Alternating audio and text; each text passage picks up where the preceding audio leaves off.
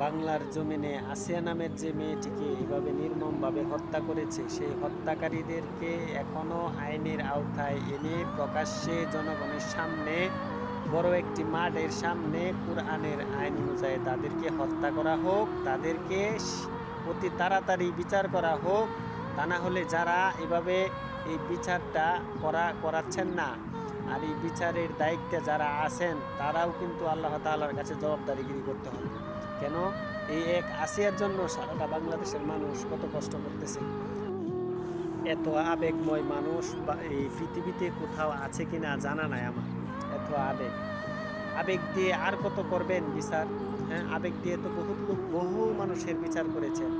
আর কত আবেগ আপনারা, আর কত আবেগ দিয়ে বিচার করবেন? আবেগ আর চলবে না, এখনো সময় আছে। আল্লাহ তাআলার কোরআনের যে সংবিধান, আল্লাহ তাআলার যে কোরআনের আইন, ওই আইনগুলো এখনো সময় আছে, চালু করেন। তা না হলে কাল কিয়ামতের মাঠে আপনাদেরকে অনেক জবাবদারিগিরি করতে হবে। আল্লাহ তাআলা সৃষ্টি করেছেন, আল্লাহ তাআলা আমাদের মেইন গার্জিয়ান। ওই গার্জিয়ানে আমাদেরকে বলেছে, তোমরা যদি জিনা করো, তোমাদেরকে তোমার শরীরের অর্ধেক অংশ মাটিতে পুঁতে তোমাদেরকে পাথর নিক্ষেপ করে হত্যা করা হবে। আর যদি তোমাদের মধ্যে কেউ চুরি করে, তার হাত কেটে দেওয়া হবে।